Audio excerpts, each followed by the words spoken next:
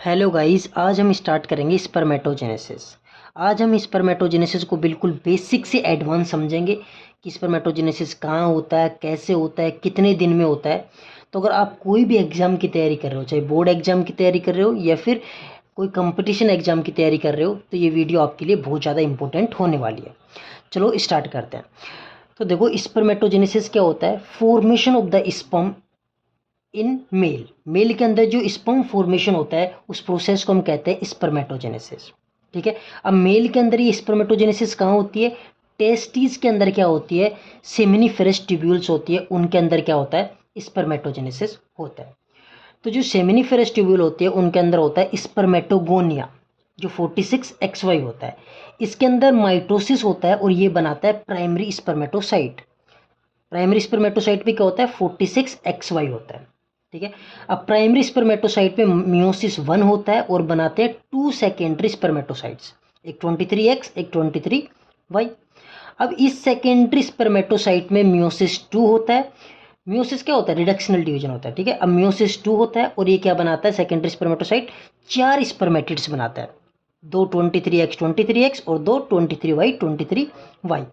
अब जो स्पर्मेटिड्स होते हैं इनके अंदर ट्रांसफॉर्मेशनल प्रोसेस होता है, मीन्स हेड और टेल डेवलप होती है। जो स्पर्म होता है उसकी हेड और टेल का फॉर्मेशन होता है, उस प्रोसेस को हम कहते हैं स्पर्मियोजेनेसिस। तो स्पर्मेटिड से स्पर्मेटो जो है स्पर्म का बनना, उस प्रोसेस को हम क्या कहते हैं? स्पर्मियोजेनेसिस। इसमें ना कोई माइटोसिस होता है ना मियोसिस, ये एक ट्रांसफॉर्मेशनल प्रोसेस है। ठीक है। तो उसको हम कहते हैं स्पर्मियोजेनेसिस। अब एक स्पर्मेटो जो है ये और स्पर्म बन गया। ठीक है। या तो 23X होगा या 23Y होगा। अब इस प्रोसेस को, एक स्पर्म या स्पर्मेटोजोआ को बनने में टोटल कितना टाइम लगता है? 70 to 75 डेज लगते हैं। ठीक है। ऑन एन एवरेज 72 डेज लगते हैं। फिर मैंने बताया कि ये जो स्पर्मेटोजेनेसिस होता है वो कब स्टार्ट होता है एक मेल के अंदर? At the time of puberty. Puberty से स्टार्ट होता है। जैसे प्यूबर्टी 12-13 साल की एज में जो प्यूबर्टी आती है मेल के अंदर, तो स्पर्मेटोजेनेसिस क्या होता है? स्टार्ट होता है। एक जो स्पर्म होता है उसकी साइज कितनी होती है? अगर हम माइक्रोस्कोप में स्पर्म की साइज देखेंगे तो वो 50 to 60 माइक्रोन होती है। ठीक है। फर्टिलाइजेबल स्पेन क्या होती है?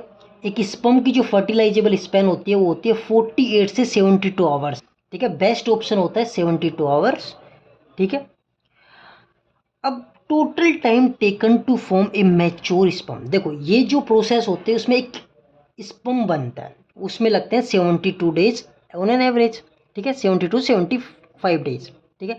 अब स्पर्म को मैच्योर होने में कम से कम 14 डेज लगते हैं। तो देखो, स्पर्म बनने में कितने दिन लगे? 75। और मैच्योर होने में कितने दिन लगे? 14 दिन। तो टोटल कितने दिन हो गए एक मैच्योर स्पर्म बनने में? 90 डेज हो गए अप्रोक्स। ठीक है। अब हम बात करते हैं जो स्पर्मेटोजेनेसिस होता है वो कहाँ पे होता है।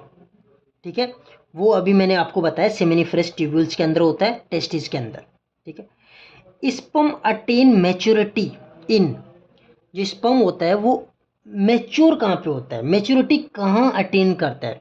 तो प्रोक्सिमल एंड ऑफ एपिडिडाइमिस। अब एपिडिडाइमिस क्या होती है? जो टेस्टिस होती है उनके पीछे क्या होते हैं कि कोइल्ड शेप की ट्यूब होती है, जो क्या करती है, जो कैरी करती है स्पर्म को टेस्टिस से और वास्ट डिफरेंस तक लेके जाती है। तो उसको हम क्या कहते हैं? एपिडिडाइमिस। तो उसके प्रोक्सिमल जो एंड होता है उसके अंदर क्या होता है? स्पर्म मैच्योर होता है।